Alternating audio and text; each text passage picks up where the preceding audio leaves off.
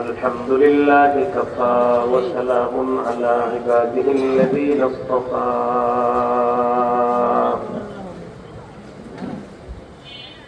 أما بعد فأعوذ بالله من الشيطان الرجيم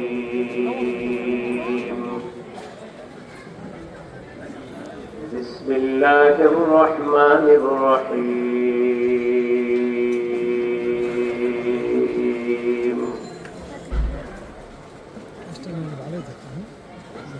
يا أيها الذين آمنوا اتقوا الله وذروا ما بقي من الربا إن كنتم مؤمنين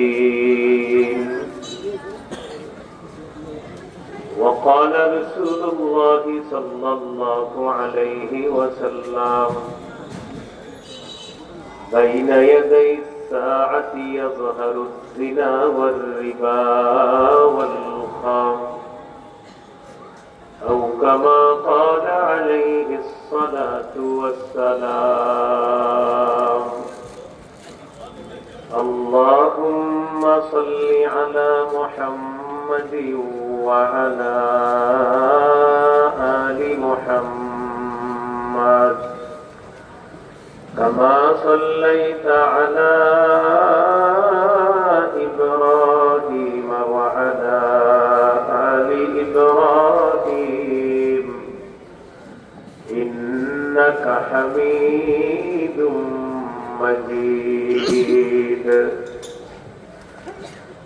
اللهم بارك على محمد وعلى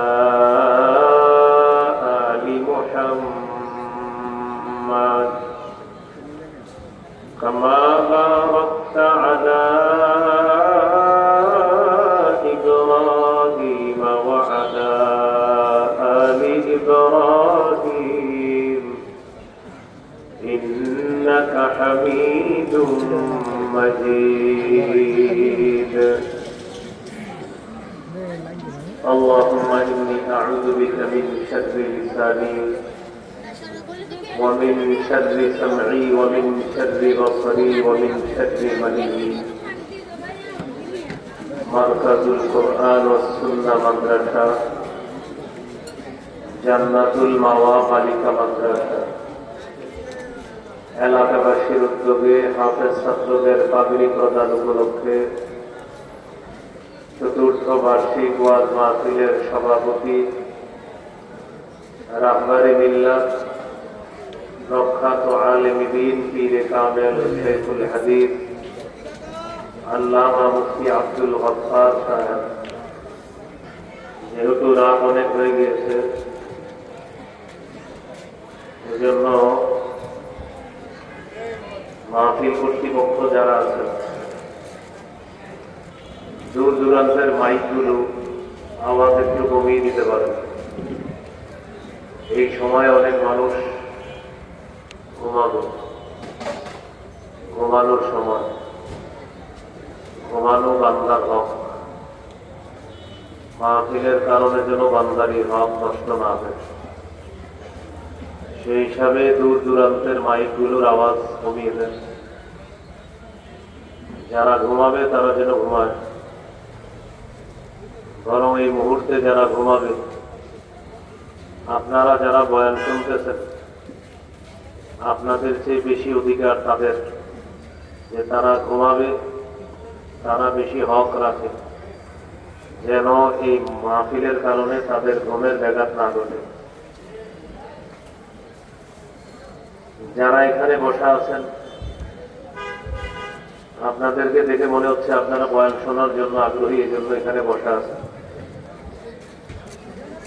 আমি আপনাদের সামনে সূরাতুল বাকারা 279 নম্বর আয়াতে কারিমা তেলাওয়াত করেছি। আয়াতে আল্লাহ পাক রব্বুল আলামিন গুরুত্বপূর্ণ একটি বিষয় আলোচনা করেছেন। স্বল্প সময়ের মধ্যে আলোচনাটা আমি শেষ করবো ইনশাআল্লাহ। এই জন্য আপনারা বিষয়বস্তু শোনার পর এমন যেন না হয় যে কেউ উঠে গেলেন। আমরা কেউ উঠবো না। বিষয়বস্তু যদি এমন হয় যেটা আমার জীবনের সাথে সম্পর্ক, তারপরেও আমি উঠবো না, আমি বসে বসে বয়ানটা শুনবো। মাহফিলের অন্যতম উদ্দেশ্য হলো আল্লাহ যা বলছে, যেটা আদেশ করেছে সেটা মেনে নেওয়া, যেটা নিষেধ করেছে সেটা ছেড়ে দেওয়া। মাহফিলের বয়ানে এমন কথা আসতে পারে যে কথাটা হলো অপরাধ, ওই অপরাধটা সম্পর্কে আল্লাহ নিষেধ করেছেন, তো হতে পারে ওই অপরাধ আমার মধ্যে আছে। আমাদের অনেক শ্রোতা বা মুসলমানদের মানসিকতা হলো এই, যে অপরাধ যার মধ্যে থাকে ওই অপরাধ নিয়ে আলোচনা করলে তিনি আর ওই ওয়াজ শুনতে চান। অথচ উচিত ছিল আমাদের মাহফিলে এই নিয়তে যাওয়া, সেখানে যেন এমন কথা শুনতে পাই যে কথায় আমার হেদায়েত হবে। হেদায়েত মানে আমি যে ভুল পথে আছি এই ভুলটা যেন আমার শুধরে যায়। এবার কোরআনের আয়াতের অনুবাদটা করি, দেখেন অনুবাদ শুনলেই বুঝে আসবে যে কি বিষয়ে আলোচনা হবে। সূরা বাকারার 279 নম্বর আয়াত। আয়াতে আল্লাহ পাক রব্বুল আলামিন বলেন, হে ঈমানদারগণ, তোমরা আল্লাহকে ভয় করো, যদি তোমরা মুমিন হও, সুদের কারবার ছেড়ে দাও। কি ছেড়ে দাও?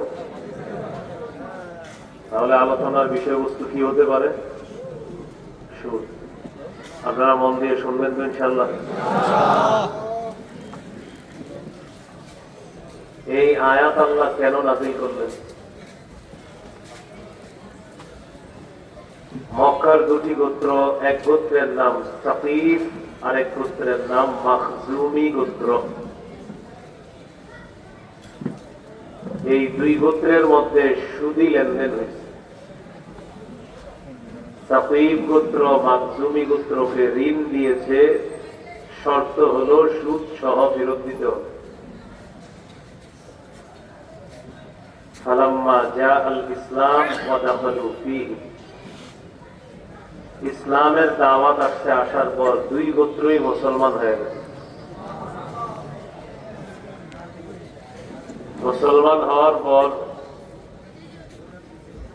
সাকিফ গোত্র মাখজুমি গোত্রের কাছে বকেয়া যে পাওনা আছে পাওনা চাইতেছে। আমরা তোমাদের কাছে যে বকেয়া পাওনাটা ওইটা দিয়ে দাও, তবে সুদ সহ দিবা। আলোচনা বুঝে থাকলে বলেন, এখন যারা সুদ চাইতেছে আরেক দলের কাছে, দুই দলের পরিচয় কি? মুসলমান। তবে সুদের শর্তে ঋণ দিয়েছে অমুসলিম থাকা অবস্থায়। এখন একদল মুসলমান আরেকদল মুসলমানের কাছে বকেয়া সুদ চাইতেছে মুসলমান হওয়ার পরে। যাদের কাছে চেয়েছে তারা জানিয়ে দিল, লা নুআদ্দির রিবা ফিল ইসলাম, আমরা ইসলামে সুদ দিব না। এই কথা রাসূলুল্লাহ সাল্লাল্লাহু আলাইহি সাল্লামের কাছে গেছে। নবীজির কাছে চিঠি পড়ে শোনানো হলো, হুজুর, দুই দল যারা সুদী লেনদেন করছে, ঘটনাচক্রে তারা উভয় দল এখন মুসলমান। একদল মুসলমান আরেক দল মুসলমানের কাছে বকেয়া পাওনা চাইতেছে, তাও সুদ সহ। নবীজিকে চিঠি করে শোনাইতেছে ঘটনাটা। ওই মুহূর্তে আল্লাহ সূরা বাকারার 279 নম্বর আয়াত নাযিল করেছে।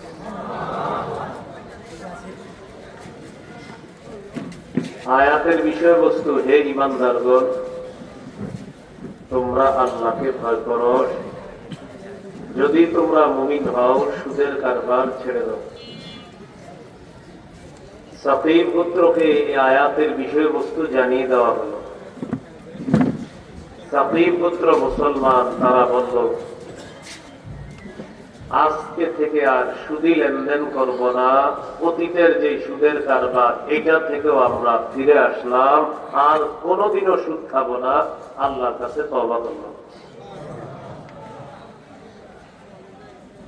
এখন আপনারা যারা বয়ানটা শুনলেন, জন্মসূত্রে কারো মুসলমানিত্বের বয়স 40, কেউ জন্মসূত্রে আমরা 50-60 বছরের মুসলমান,